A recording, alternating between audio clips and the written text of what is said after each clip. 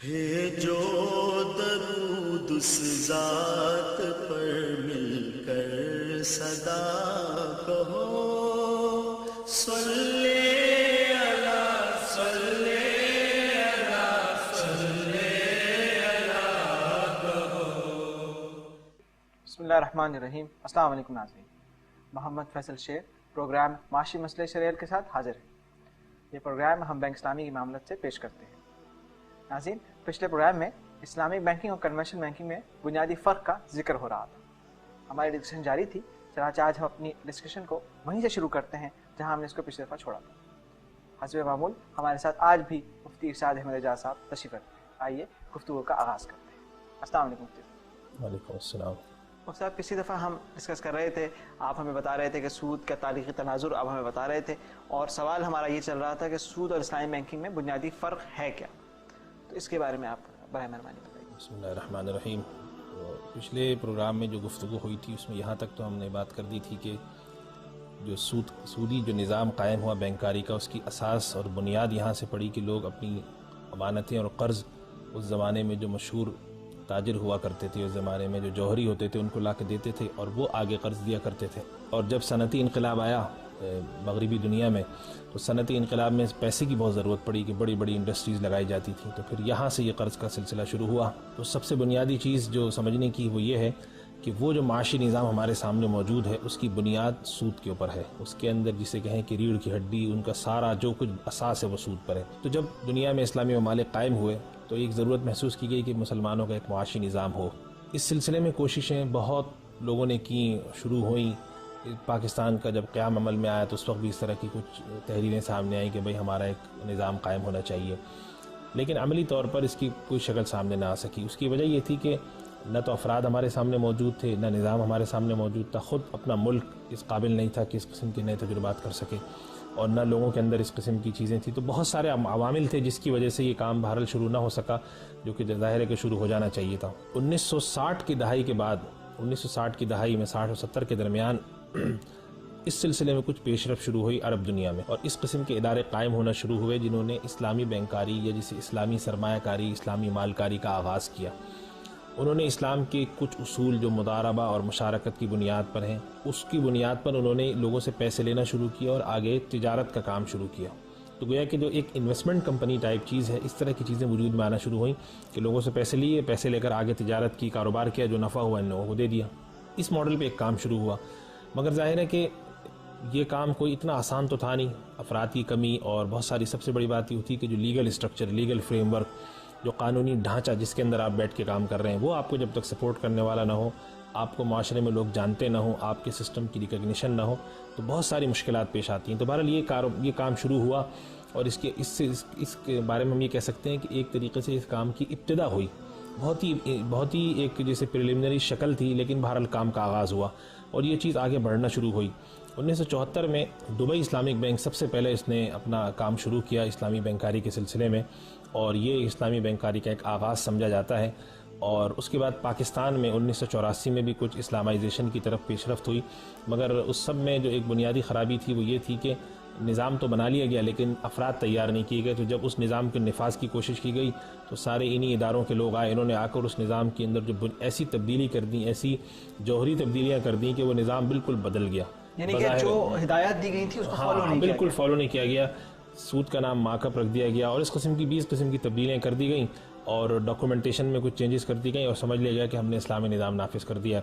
تو اس وقت بھی علماء نے جب اس کا جائزہ لیا تو انہوں نے کہا اصل میں روح جو ہے وہ ابھی بھی ناقص ہے۔ تو جب تک روح سے نظام کو نہیں بدلا جائے گا، محض کچھ نام بدلنے سے، کچھ اصلاحات بدلنے سے تو نظام نہیں بدلتا۔ تو اسلامی بینکاری کا جو آغاز ہے وہ 1960 کے بعد شروع ہوا، اور یہ پھر چلتا رہا تاریخ کے دھارے پر۔ پھر پاکستان میں جو ہوا 1984 میں، پاکستان میں جو تجربہ ہوا اس کی ناکامی کی وجہ سے یہ جو اسلامی بینکاری اور اسلامی سرمایہ کاری کا نظام ہے، اس کا تشخص بہت بری طرح مجروح ہوا، اور آج بھی جو لوگ اس زمانے کے مار کھائے ہوئے ہیں وہ اس چیز کی وجہ سے بہت ہی زیادہ، جسے ہم کہتے ہیں کہ ان کے ذہن میں خلفشار ہے کہ بھی پتہ نہیں کس قسم کے لوگ آئیں۔ پھر پاکستان میں ایک سرمایہ کارانہ کمپنیوں کا ایک رواج آیا، انویسٹمنٹ کمپنی، جنہوں نے لوگوں کی کروڑوں اربوں روپے کی دولت لوٹ کھسوٹ کے کھا گئے۔ تو اس قسم کی جو عوامل سامنے آئے تو جس کی وجہ سے اسلامی بینکاری کی کریڈیبلٹی اور اس کے اوپر بہت اثر پڑا. لیکن بہرحال اسلامی بینکاری کا آغاز یہاں سے ہوا. پھر اس کے بعد جو پچھلی دہائی ہماری گزری ہے 1990 کے بعد، اس کے بعد دنیا میں اسلامی بینکاری کا کچھ کی ابتدا شروع ہوئی، کچھ افراد بننا شروع ہوئے. سب سے اہم بات یہ ہوتی ہے کہ کسی نظام کو چلانے کے لیے افراد کا تیار کرنا بہت ضروری ہوتا ہے. ڈھانچہ تو آپ کو کسی بھی نظام کا کہیں سے مل جائے گا، لیکن چلانے والے تو ظاہر ہے چلانے والے ہونے چاہیے. چلانے والے لوگوں کا مطلب صرف یہ نہیں ہوتا کہ وہ افراد آ گئے ادارے میں، بلکہ وہ ذہنی طور پہ بھی اس نظام کو سمجھتے ہوں، اس نظام کے لیے عملی طور پہ کوششیں بھی کرتے ہوں. ایسے لوگوں کا کچھ ابتدا پچھلی دہائی میں ہوئی اور اس کے بعد آہستہ آہستہ پھر پاکستان میں بھی ادارے قائم ہوئے، عرب دنیا میں خاص طور پہ بحرین میں یہ قائم ہوئے، ملائیشیا میں اس قسم کے ادارے قائم ہوئے جنہوں نے اسلامی بنیادوں پر کام شروع کیا.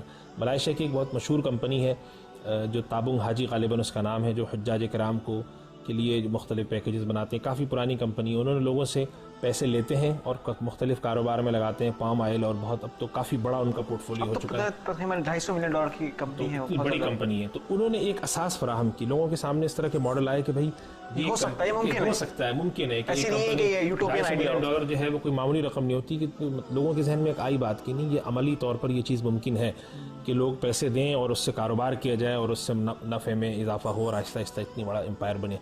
تو اس بنیاد پر اسلامی بینکاری کا آغاز ہوا. اگر ہم اس کی تھیوری کی طرف جاتے ہیں، دو حصے ہیں. ایک تو حصہ ہے جس کے اندر ہم پریکٹیکل دیکھتے ہیں کہ کس طریقے سے اس کا نفاذ ہوا، ایک اس کی تھیوری کی طرف جاتے ہیں. تو سب سے پہلے تھیوری کی طرف ہم جاتے ہیں تو ہم یہ دیکھتے ہیں کہ اسلامی بینکاری کنونشنل بینکاری سے جو ہے وہ بنیادی طور پہ کس چیز میں مختلف ہے. جو آپ کے سوال کا جواب میں یہاں سے شروع کروں کہ اسلامی بینکاری نے سب سے پہلا جب کنونشنل بینکنگ کا جائزہ لیا تو یہ چیز دیکھی کہ کنونشنل بینکنگ کے اندر سود اور قرض کی بنیاد پر معاملات چلتے ہیں. میں کہہ رہا تھا کہ اسلامی بینکاری کا ہم دو طرح سے جائزہ لیتے ہیں کنونشنل بینکنگ کے ساتھ جب ہم تقابل کرتے ہیں. پہلا تو ہم یہ دیکھتے ہیں کہ اسلامی بینکاری کس طریقے سے بنیادی طور پر تھیوریٹیکلی اس سے مختلف ہے.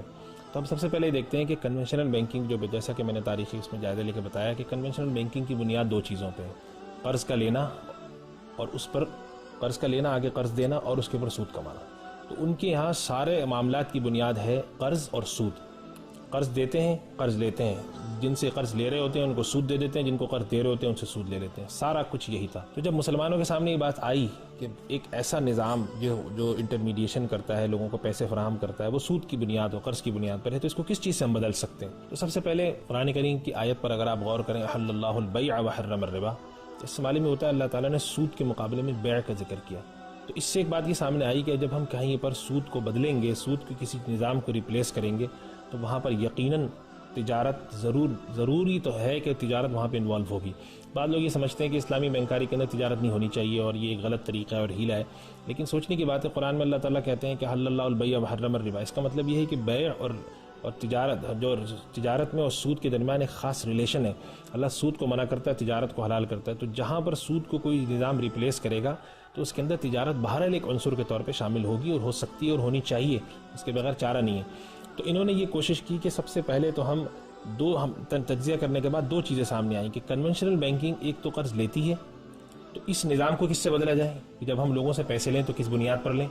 دوسری چیز سامنے آئی کہ آگے اسلامی بینک قرض دیتا ہے لوگوں کو ضروریات کے لیے. تو دوسرا سوال ہمارے سامنے یہ تھا کہ لوگوں سے ہم نے پیسے تو لے لیے شرعی بنیاد پر، آگے ہم کس بنیاد پہ لوگوں کو پیسے فراہم کریں. یہ چیز تھی شرعی بنیاد کو، اس کے لیے شرعی بنیاد فراہم کی گئی. تو گویا اسلامی بینکاری جو ہے وہ دونوں طریقوں پر مختلف ہے. وہ لوگوں سے قرض لیتے بھی نہیں ہیں، آگے لوگوں کو قرض دیتے بھی نہیں ہیں. وہ لوگوں سے مال لیتے ہیں، لوگوں کا پیسہ لیتے ہیں، یا جسے ہم ٹیکنیکل الفاظ میں کہیں لوگوں سے ڈپازٹ وہ ریسیو کرتے ہیں ایک خاص اسلامی طریقے سے. آگے وہ دوسروں کو جو پیسہ دیتے ہیں، سرمایہ کاری کرتے ہیں، فائنانسنگ کرتے ہیں، وہ بھی خاص اسلامی طریقے سے. تو ایک یہ بنیادی جو تھیوریٹیکل ڈفرینس ہے وہ یہ ہے کہ اسلامی بینکاری قرض اور سود کی بنیاد پہ کام نہیں کرتی، لوگوں سے پیسہ لیتی ہے. اب یہ پیسہ جو لیا جاتا ہے شرعی نقطہ نظر سے اسے ہم کہتے ہیں مضاربت. بڑا مشہور و معروف اصول ہے اسلام کا، قرآن اور حدیث میں اس کا ثبوت ملتا ہے. اللہ تعالیٰ نے جو چیزیں جائز قرار دی ہیں اس کے اندر رسول اللہ صلی اللہ علیہ وسلم کے زمانے میں ہوئی، عربوں میں اس کا رواج تھا. خود رسول اللہ صلی اللہ علیہ وسلم نے مضاربت کے تحت تجارت کی، خدیجہ سے جو مال لے کر رضی اللہ تعالیٰ عنہ سے. تو اس میں ہوتا یہ ہے کہ ایک شخص کا مال ہوتا ہے اور دوسرے کی محنت ہوتی ہے. ایک آدمی پیسہ فراہم کرتا ہے سامنے والے کے پاس تجربہ ہوتا ہے، اس کے پاس تعلقات ہوتے ہیں، اس کی ایک مارکیٹ میں ساکھ ہوتی ہے، وہ کاروبار کرتا ہے. کاروبار سے جو نفع ہوتا ہے ان دونوں کے درمیان آپس میں ایک پہلے سے طے شدہ اس کے مطابق تقسیم ہو جاتا ہے. مثال کے طور پہ کسی نے 10 لاکھ روپے کسی شخص کو دیے تو دینے والا جو ہے وہ مضارب ہو گیا, دینے والا رب المال ہو گیا اور لینے والا مضارب ہو گیا. ان دونوں نے یہ طے کیا کہ تم کام کرو پیسے سے, جو نفع ہوگا وہ 50% میرا 50% تمہارا. اس طریقہ کار کے مطابق اسلامی بینک جب کسی سے پیسہ لیتا ہے تو یا تو وہ مداربت کے تحت لیتا ہے یا مشارکت کے تحت لیتا ہے. مشارکت کا مطلب یہ ہوتا ہے کہ اسلامی بینک اپنا بھی پیسہ ملا رہا ہوتا ہے اور کسٹمر کا پیسہ بھی لے رہا ہوتا ہے. کہیں پر اگر اسلامی بینک صرف کسٹمر کا پیسہ لے رہا ہوتا ہے وہ مداربت ہوتی ہے. اسلامی بینکاری کے نظام کے اندر ان دونوں کے تحت کام ہوتا ہے کہ جب ہم عام آدمی سے پیسہ لیتے ہیں, کوئی آدمی ہمارے پاس ڈپازٹ کرانے آتا ہے تو ہم اس کو ایگریمنٹ پہ جب سائن کرتے ہیں تو لکھ کر دیتے ہیں کہ آج کے بعد جب آپ نے ہمارے پاس پیسے جمع کرائیں آپ کا اور ہمارے درمیان مداربت کا رشتہ قائم ہو گیا. آپ اصل رب المال ہیں, ہم آپ کے مضارب ہیں, ہم آگے کاروبار کریں گے حلال, جو نفع ہوگا ہم آپ سے اس ریشو کے اعتبار سے, اس تناسب کے اعتبار سے تقسیم کر لیں گے. وہ ہے کہ قرض کا اس میں کوئی عنصر نہیں ہے. پہلا جو حصہ ہوتا ہے بینکاری میں کہ آپ کے پاس جو آدمی پیسہ جمع کرانے آ رہا ہے وہ رشتے میں آپ نے قرض کا عنصر بالکل ختم کر دیا.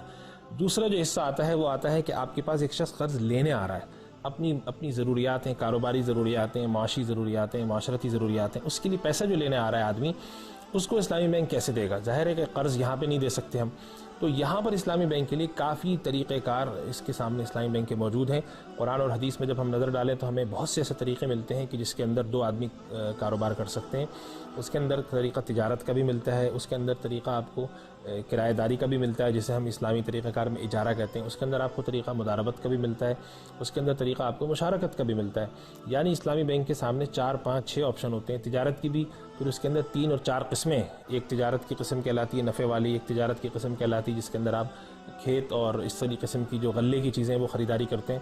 تو اسلامی بینک کے پاس 6-7 چیزیں ہوتی ہیں جس میں اسلامی بینک آنے والے شخص کی حالت کو دیکھ کر, اس کی مارکیٹ کی ساکھ کو دیکھ کر, اس کی جسے ہم کہتے ہیں کریڈٹ وردینس وغیرہ یہ چیزوں کو دیکھنے کے بعد اس کے ساتھ وہ معاملہ کرتا ہے, اس کی ضروریات کو دیکھ کر. تو اسلامی بینک نے اپنے کسٹمرز کی جو اس کے پاس پیسہ لینے آ رہے ہیں ان کے ساتھ بھی جو تعلق قائم کرنا ہوتا ہے وہ شریعت کے بیان کردہ اصولوں کے مطابق ہوتا ہے. تو اس لحاظ سے اگر آپ دیکھیں اسلامی بینک اور کنونشنل بینک میں سب سے بڑا جو فرق سامنے آتا ہے, جو میجر ڈیفرنس ہے, وہ یہ ہے کہ کنونشنل بینک قرض لیتا ہے, اسلامی بینک قرض لیتا نہیں ہے. کنونشنل بینک قرض دیتا ہے, اسلامی بینک قرض دیتا نہیں ہے. اسلامی بینک مداربت کے تحت پیسے لیتا ہے اور آگے کہیں تجارت کر رہا ہوتا ہے, کہیں کرایہ داری کر رہا ہوتا ہے, کہیں پر پارٹنرشپ کر رہا ہوتا ہے, کہیں پہ مداربت کر رہا ہوتا ہے. تو اسلامی بینک اس تھیوریٹیکلی کنونشنل بینک سے اس لحاظ سے بالکل ہی مختلف بینک ہوتا ہے.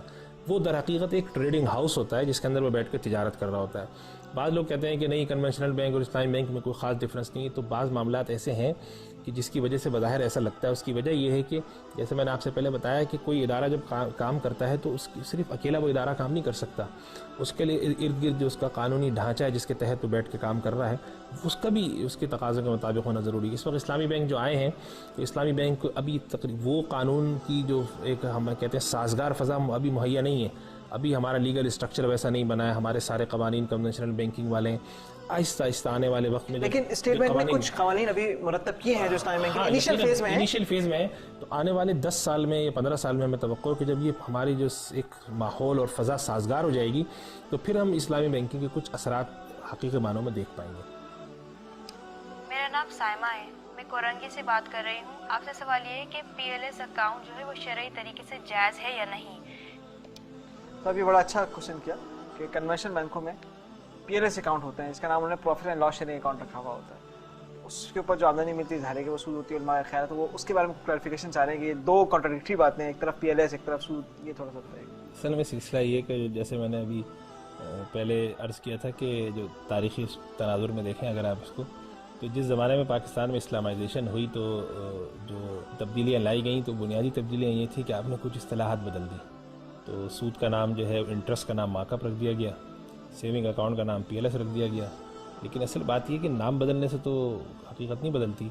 Profit and loss sharing account کا مطلب یہ ہوگا کہ یہ ایک ایسا اکاؤنٹ ہے جس میں پیسہ جمع کرانے والے کا پیسہ یہ بینک آگے کاروبار میں لگا رہا ہے. آگے کاروبار میں بینک کو اگر فائدہ ہو رہا ہے تو فائدہ بھی دے رہا ہے, آگے نقصان ہو رہا ہے تو نقصان بھی دے رہا ہے. حقیقت میں ایسا ہوتا ہی نہیں ہے, اس لیے کہ بینک آگے پیسہ لے کر کاروبار میں تو لگاتا ہی نہیں, وہ تو سود پہ دیتا ہے. تو پروفٹ اینڈ لاس شیئرنگ کا کیا مطلب؟ بعض جگہ ایسا بھی ہوا کہ بینک نے 1 مہینے کچھ دے دیا, 1 مہینے کم دے دیا, 1 مہینے زیادہ دے دیا, وہ بھی ایک طریقے کا دھوکہ ہے. اس لیے کہ سب سے اہم بات تو یہ, جیسے میں نے تفصیل سے بھی عرض کیا کہ پروگرام کے شروع میں, کہ اصل چیز ہمیں یہ دیکھنی ہوتی ہے کہ بینک سے جو لوگ پیسہ لینے آ رہے ہیں بینک ان کے ساتھ کیا معاملہ کر رہا ہے. تو اگر کنونشنل بینک آگے قرض پر کام کر رہا ہے یعنی ڈپازیٹر سے پیسے لے کر آگے قرض دے رہا ہے تو ڈپازیٹر کو وہ کچھ بھی کہتا رہے، چاہے وہ کہے کہ میں پی ایل ایس دے رہا ہوں، سیونگ نام رکھے یا مداربہ نام رکھ دے، اس کا نام ان سے کوئی فرق نہیں پڑے گا. بینک اصل میں قرض دے رہا ہے آگے اور اس سے سود کما رہا ہے. تو جو کنونشنل بینک کے profit and loss sharing accounts ہیں ان کے بارے میں علماء کا بڑا پہلے فتویٰ آ چکا ہے کہ یہ بالکل وہی ہیں جو انٹرسٹ بیئرنگ تھے، صرف ان کا نام بدلا گیا ہے. ان میں پیسے رکھوانا، ان سے نفع حاصل کرنا حرام ہے. مطلب کہنے کا یہ ہے کہ فرض کریں اگر ہم یہ کہیں کہ وہ واقعی اگر پی ایل ایس ہیں بھی، لیکن چونکہ ان کی ایسٹ سائڈ پہ جب وہ کما رہے ہیں وہی سود ہے، تو اگر وہ اس کو بھی پی ایل ایس میں شیئر بھی کر لیں تب بھی وہ غلط ہی رہے گا. ہاں ظاہر ہے، وہ ظاہر ہے ان کی آمدنی سورس آف انکم ان کی غلط ہے، تو آگے وہ شیئر کریں کس چیز میں شیئر کریں گے؟ وہ ظاہر ہے اسی انکم میں شیئر کریں گے جو حرام ہے تو وہ ناجائز ہے. چلو آئیے دوسرا سوال لیتے ہیں. السلام علیکم. اگر میں 9 لاکھ روپے اپنے دوست کو دیتا ہوں تو وہ مجھے 5 سال میں واپس کرتا ہے، تو چونکہ وہ ریئل کرنسی نہیں اور یہ ڈی ویلیو ہوتا ہے، مجھے جو رقم ملے گی اس کی ویلیو وہ نہیں، اس کے بارے میں اسلام کیا کہتا ہے؟ بڑا اہم مسئلہ ہے کہ لوگ اگر کسی کو قرض دیتے ہیں تو اگر وہ ان کو کچھ عرصے بعد واپس کرتا ہے تو اس صورت میں اس کی پرچیزنگ پاور کم ہو جاتی ہے. اور یہ بڑا اس کے بارے میں بڑی آپ کو پتہ بحث وغیرہ جاری رہی. اس سلسلے میں اصل میں یہ بھی ایک سمجھے کہ ایک پرانا سوال ایک نئے انداز میں. ایک سوال ایک زمانے میں اٹھا تھا کہ جو انفلیشن کی وجہ سے کرنسی کی قوت خرید میں کمی آتی ہے تو اس کا کیا مداوع ہے، کیا اسلام میں اس کا کوئی مداوع ہے؟ تو بعض لوگوں نے کہا کہ ٹھیک ہے انفلیشن کی حد تک تو آپ سود لے لیں، اس لیے کہ وہ سود نہیں ہے بلکہ وہ جو آپ کی اصل قوت خرید کم ہوئی ہے اس کو آپ ایک طریقے سے ایڈجسٹ کر رہے ہیں. لیکن اصل میں بات یہ ہے کہ یہ قوت خرید کا کم ہونا پیسے کے اندر یہ کوئی آج کی چیز نہیں ہے. مطلب ایسا نہیں ہے کہ جب دنیا میں 200 سال پہلے انفلیشن شروع ہوا ہے، یہ تو کائنات میں جب سے انسان آپس میں تبادلہ کر رہے ہیں اس وقت سے ہے کہ انسان کے پاس جو چیز جو اس کے پاس ایکسچینج میڈیم آف ایکسچینج ہوتا ہے جس کے ذریعے وہ تبادلہ کرتا ہے، روپے کی شکل میں ہو، کرنسی کی شکل میں، دینار کی شکل میں، درہم کی شکل میں، آج اگر اس کی کوئی قوت خرید ہے تو آج سے 10 سال بعد وہ قوت خرید نہیں ہوتی. یہ ٹھیک ہے کہ بعض دفعہ حالات کی وجہ سے قوت خرید بہت زیادہ گرتی ہے، بعض دفعہ بہت زیادہ نہیں گرتی، عام طریقے سے گرتی ہے. تو شریعت کی جو اصول آپ اس میں دیکھیں تو اسلام کے تحت اس قسم کی جو قوت خرید میں کمی ہے، پیسے کی جو ویلیو میں جو ڈی ویلیویشن ہوتی ہے، اسلام اس کو ریکگنائز نہیں کرتا. اسلامی نقطہ نظر سے آپ نے کسی کو 1000 روپے دیے ہیں تو 5 سال بعد بھی 1000 ہی لیں گے آپ. تو اس طریقے سے در حقیقت اگر آپ دیکھیں تو اس طریقے سے اسلام ایک تو انکریج کر رہا ہوتا ہے کہ آپ جب کسی کو قرض دے رہے ہیں تو آپ اس کو صرف سماجی حیثیت میں دیں، آپ اس کے ساتھ کوئی کاروبار نہ کریں. جب آپ اس کو سماجی حیثیت میں دیں گے، فرض کریں آپ کا بھائی آیا آپ سے قرض مانگ رہا ہے، جب آپ اس کو دینے پر آمادہ ہو گئے تو اب آپ کی نظر میں یہ بات نہیں ہوگی کہ اس کی قیمت گرتی ہے، آپ کہتے ہیں ٹھیک ہے جب میں دے ہی رہا ہوں سماجی ایک میری سرگرمی ہے تو میں دے دیتا ہوں. لیکن اگر آپ کاروباری نقطہ نظر سے دیکھیں گے تو ضرور آپ کے ذہن میں بات آئے گی کہ بھائی میں اس کو پیسے کیوں دوں، یہ تو کاروبار کرے گا اپنا اور اس میں میرا نقصان ہے، اس لیے کہ میرے کم سے کم یہ ہے کہ مجھے نفع نہیں مل رہا اور ساتھ ساتھ میرے پیسے کی ویلیو بھی کم ہو رہی ہے. تو اسلام تو یہ کہتا ہے کہ قرض جو ہے ان کی ایک سماجی حیثیت ہے، کاروباری حیثیت نہیں ہے. تو اب جب آپ اس کے بارے میں یہ تصور لیتے ہیں کہ قرض کے اندر پیسہ کم ہو رہا ہوتا ہے تو یہ کاروباری تصور ہے. تو اسلام نے اس تصور کو ریکگنائز نہیں کیا اور اس اسلامی نقطہ نظر سے پیسے کی قیمت اگرچہ گرتی ہے مگر اسلام اس کو کنسیڈر نہیں کرتا. یعنی کہ اس میں اگر اب دیکھا جائے تو اسلام پرابلی یہ چاہتا ہے کہ جو قرض ہے وہ ایک چیریٹیبل کام رہے، چیریٹیبل کام، اس کے ذریعے لوگ ثواب کو تو حصول کریں لیکن کسی اور قسم کا کوئی بھی فائدہ اس میں نہ سوچیں. البتہ اس کے بارے میں علماء نے ایک تفصیل لکھی ہے، وہ یہ لکھی ہے کہ اگر کسی ملک کی کرنسی بہت غیر معمولی طور پہ گر جائے، مثال کے طور پہ ایک کرنسی میں کسی نے قرض لیا اور کچھ دنوں بعد وہ کرنسی کینسل ہو گئی، اب تو حقیقت یہ ہے کہ اب جب وہ کینسل ہو گئی تو اس کی کوئی قیمت ہی نہیں ہے، یا یہ کہ وہاں پر کوئی بہت ہی ایسے حالات ہو گئے کہ وہ اس ملک پہ قبضہ کر لیا گیا، اس ملک کے اندر کوئی اس قسم کی تبدیلی آ گئی کہ اس کی کرنسی غیر معمولی حد تک گر جاتی ہے، یعنی کہ 100%، 200%، 400%، تو پھر اس چیز کو قابل غور ہے، اس کو دیکھا جا سکتا ہے. لیکن عام حالات میں جو کرنسی کی قیمت میں کمی آتی ہے وہ قابل اعتبار نہیں، اس کا کوئی اعتبار نہیں ہے اور کوئی آدمی اس کو وہ مانگ نہیں سکتا. اسی لیے اگر کسی شخص کو قرض دینا ہی ہے تو یا تو کسی کموڈیٹی کی شکل میں دے دے. اگر کوئی شخص چاہتا ہے کہ میرے پیسے محفوظ رہیں، میں سامنے والے کو قرض دے رہا ہوں یہ تو گیا لے کر، اس کی بہتر شکل یہ ہے کہ پھر وہ اس کو سونے کی شکل میں یا ڈالر کی شکل میں دے دے، پیسے کی شکل میں نہ دے، اس لیے کہ پھر پیسے کی جب قیمت گرے گی تو اس کا نقصان ہے. تو پھر اس میں اگر میں یوں کہوں کہ اگر آپ کسی کو قرضہ دیتے ہیں تو یا تو آپ صرف ثواب کی نیت سے دیں اور اس کے اوپر صرف اور صرف اللہ سے ریوارڈ کی امید رکھیں، یا پھر اگر آپ اس کو قرضہ دے رہے ہیں تو اس کا تجارت کا کوئی معاملہ کریں کہ اگر مثال کے طور پر کاروبار کرنا چاہ رہے ہیں تو اس میں پھر پروفٹ اینڈ لاس شیئرنگ پہ چلے جائیں یا کوئی چیز خرید کے دے دیں اس کو. تیسری صورت یہ ہے کہ پھر آپ یا تو اس کو کوئی کموڈیٹی دے دیں جس کی ویلیو اتنی زیادہ نہ گرتی، جیسے سونا ہے، ڈالر ہے، اس کے اوپر اس کو کر دیا جائے. تو بڑا تفصیلاً اس کا جواب ہو گیا. چنانچہ ہم کوشش کرتے ہیں کہ تیسرا سوال اگر وقت ہے تو اس کو لے لیں. السلام علیکم. میرا آپ سے سوال یہ ہے کہ اگر 1 لاکھ روپے میں بینک میں رکھوں تو اس پر سود ہوتا ہے جو حرام ہے، لیکن اگر ان روپوں سے میں فلیٹ خرید کر کرائے پر دے دوں تو یہ حلال ہے یا حرام ہے؟ اب یہ ویسے سوال جو ہے یہ تو کرایہ داری سے متعلق ہے، جس کے متعلق ہمارا ایک پورا الگ پروگرام ہوگا، اس کے اندر ہم کرایہ داری کے اصول اور ضوابط پہ بات کریں گے، کن حالات میں جائز ہوتا ہے. لیکن بہرحال چونکہ سوال ابھی آ گیا، میرا خیال یہ ہے کہ ان کی نظر سے شاید کوئی ایسی کتاب یا کوئی مقالہ گزر گیا. بعض حضرات کا خیال ہے جو کہ بالکل باطل ہے اور غلط ہے. بعض حضرات یہ کہتے ہیں کہ آج کل کچھ میں نے ایسی مقالات دیکھے، کچھ لوگوں کی تقریریں سنی، وہ یہ کہتے ہیں اسلام میں کرایہ داری کا معاملہ ناجائز ہے. یعنی اسلام میں یہ تو انسان خود استعمال کرے یا کسی کو دے دے، کرائے پہ نہیں دے سکتا. یہ بات بالکل غلط ہے. اگر ان کے ذہن میں اس قسم کا کوئی خیال ہے کہ بھائی بینک میں پیسہ رکھتے ہیں تو سود ملتا ہے تو گھر کو میں کرایہ پہ چلاؤں، تو یہ سود قطعاً سود نہیں ہے. اسلامی نقطہ نظر سے جو آپ کے فکسڈ ایسیڈ ہیں، جو چیز اپنی حیت برقرار رکھے، آپ اس کو کرایہ پہ دے سکتے ہیں. یہ معاملہ مسلمانوں میں شروع سے چلتا ہے، آج بھی چل رہا ہے اور آئندہ بھی چلتا ہے. مفتی صاحب آپ نے کافی تفصیلاً ان سوالات کے جوابات دیے، اور ہمارا جو اس سے پہلے سود پہ ڈسکشن تھا وہ ابھی جاری ہے. اسلامی بینکاری کے بنیادی خطوط ابھی واضح ہونا شروع ہے. انشاءاللہ نیکسٹ پروگرام میں ہم اس کو مزید تفصیل کے ساتھ دیکھیں گے. ناظرین، اسلامی بینکنگ کے موضوع پر ابھی ہماری گفتگو جاری ہے. انشاءاللہ تعالیٰ اگلے پروگرام میں ہم اس کے مزید بنیادی خطوط واضح کرنے کی کوشش کریں گے. بینک اسلامی کا ہے عزم آپ کی خدمت درست انداز میں.